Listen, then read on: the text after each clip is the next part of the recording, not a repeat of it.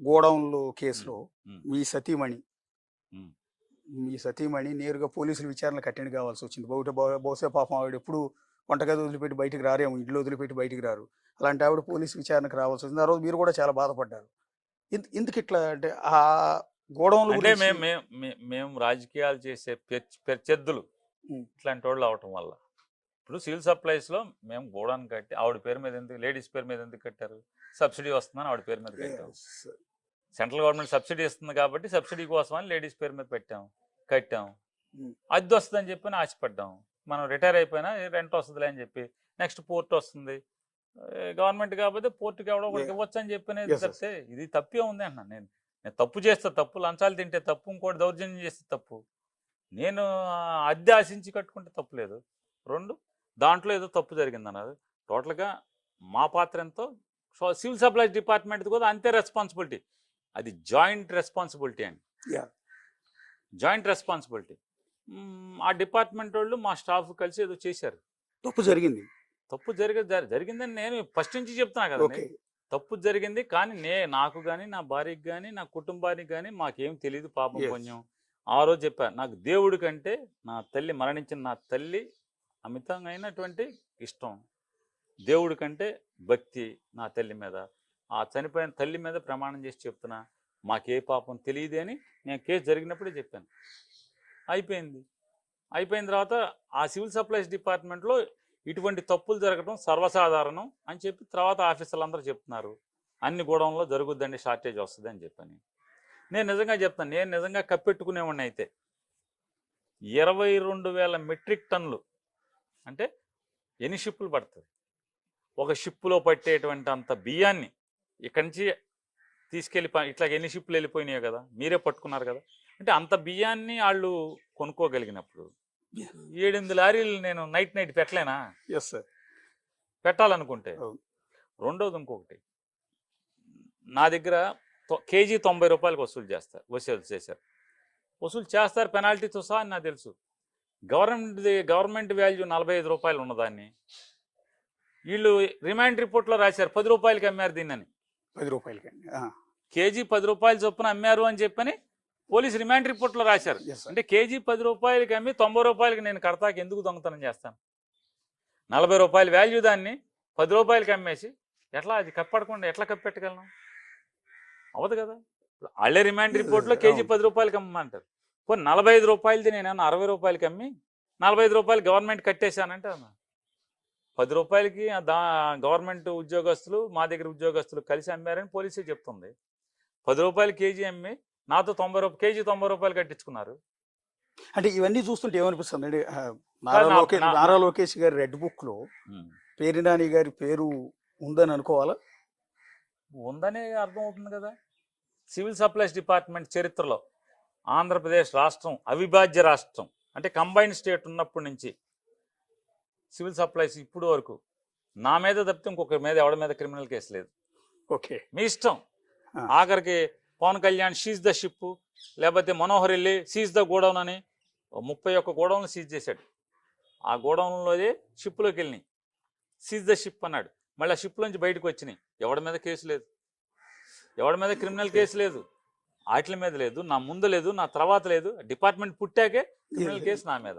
కాబట్టి ఇది red book రాజ్యాంగం కాక మరేంటి చెప్పండి. నా దగ్గర 1,70,00,000 కట్టించుకుని కేజీ 90 రూపాయలకి వాళ్ళకి నష్టం జరిగినటువంటి ప్రతి కేజీకి 90 రూపాయలు నా దగ్గర కట్టించుకుని నేను సెల్ఫ్ డిక్లేర్ చేశాను.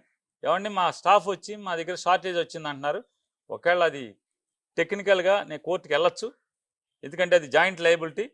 అయినా కూడా నైతికంగా నేను దాన్ని తప్పుగా భావిస్తూ నైతిక బాధ్యత తీసుకుంటూ మీరు ఎంత చెప్తే అంత కడతానని జాయింట్ కలెక్టర్కి నేను లెటర్ ఇచ్చాను. ఇచ్చిన 10 రోజుల దాకా ఎవడు మాట్లాడలేదు. జాయింట్ కలెక్టర్ ఎంక్వైరీ చేసింది నేను లెటర్ ఇవ్వగానే, నువ్వు ఇంత షార్టేజ్ వచ్చిందని చెప్పి నేను చెప్పింది ఆవిడ. పైకి రాసింది ఎండి సివిల్ సప్లైస్కి. 10 రోజుల తర్వాత పెనాల్టీ కట్టించుకుని నా మీద 1,70,00,000 కట్టించుకున్న తర్వాత కేజీ 90 రూపాయల చొప్పున కట్టించుకుని నా మీద కేసు కట్టారు, నా భార్య మీద. దేనికి? నన్ను అరెస్ట్ చేయడం కోసం.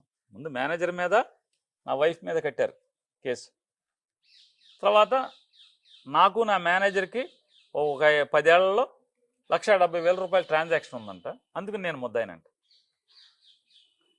10 ఏళ్లలో 1,70,000 ట్రాన్సాక్షన్స్ ఉన్నాయి బ్యాంక్ అకౌంట్లో వీళ్ళిద్దరికి. కాబట్టి అంటే నాకు ఫోన్ బిల్ కట్టాలన్నా లేకపోతే నాకు ఏదైనా బంకులో అప్పులుగా కట్టాలనేది నా దగ్గర పిఏగా చేసేలేడు అతను. నమ్మకంగా ఉన్నాడని అక్కడ పెట్టుకున్నాం.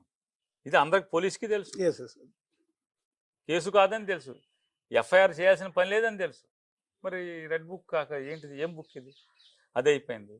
నేను చెప్తాను, ఇవాళ పట్టా ఉంటే దొంగ పట్టా చూపించమంటున్నా కదా. ఓకే, ఈనాడులో రాయించడం ఎందుకు? Yeah.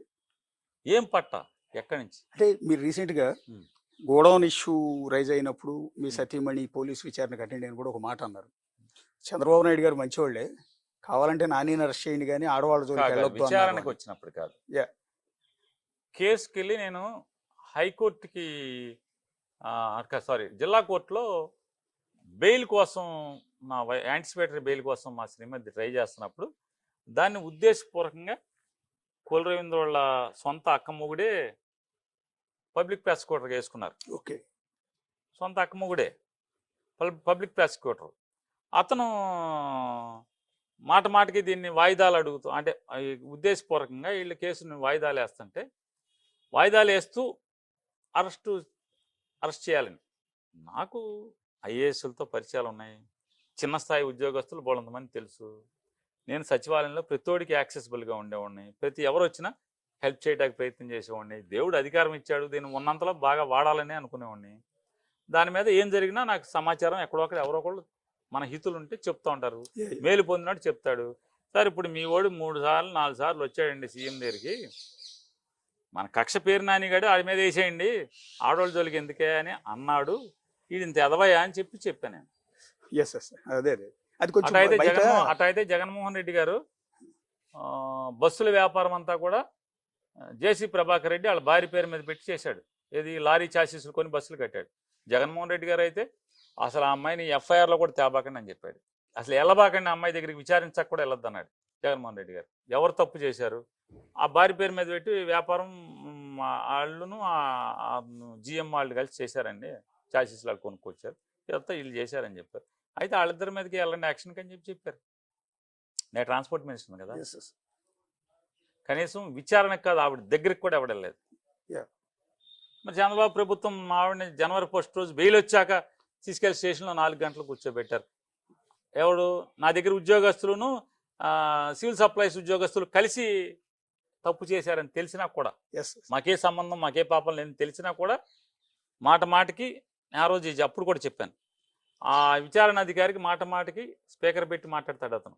కుల రవీంద్ర ఫోన్ చేస్తాడు, ఏంటి ఆవిడ వచ్చిందా, క్వశ్చన్లు అన్ని జాగ్రత్త రాసుకున్నావా, అన్నీ అడుగుతావా, గట్టిగా రాబట్టు. స్పీకర్ పెట్టినట్టే నాకు ఏ పాపం తెలియదు, ఇది నేను చేసేదంతా ఆడి కోసం చేస్తున్నానని చెప్పని నాకు తెలియటం కోసం స్పీకర్ పెడతాడు. లేదా స్పీకర్ ఎందుకు పెడతాడు? నా భార్యను ముందు కూర్చోబెట్టుకుని ఫోన్లో స్పీకర్ పెట్టి మాట్లాడతాను. స్పీకర్ పెట్టి మాట్లాడతా అంటే ఏంటి మరి, ఇంత ఎదవయా అని చెప్తాక చెప్పాను నేను, ఇంత వెదవగా ప్రవర్తిస్తున్నాడు అని చెప్పడం కోసం నేను చెప్పాను ఆ రోజు. వాస్తవం అది. చంద్రబాబు దగ్గరికి వెళ్తే మనకు పేరు నాని గడి మీద కక్ష ఆయన వేసేయండి అని చెప్పి, నన్ను వేయలేక ఇవన్నీ ఎందుకు, నా భార్య మీద వీళ్ళ మీద ఎందుకు, ఇప్పుడు నన్ను వేయలేక నా కొడుకుని పెడతాం ఎందుకు? పట్టాలు పంచింది నేను, ఎంఆర్ఓ, నేను, మున్సిపల్ కమిషనరు అందరం కలిసి పంచిపెట్టాం, ఆర్డీఓ కలిసి పంచిపెట్టాం. ప్రతిదీ గవర్నమెంట్ రికార్డులో ఉంది, నవశకం పోర్టల్లో ఉంది, ప్రతి చోట ఈ మొత్తం వ్యవహారం అంతా అన్ని చోట్ల అన్ని సైట్లలో ఉన్నాయి. మరి నన్నేసుకో, నా కొడుకుని వేయాల్సిన కక్ష నాకు అంటే నీ మీద పోటీ చేశాడు కాబట్టి నా కొడుకుని కూడా కలిపి అరెస్ట్ చేయాలని.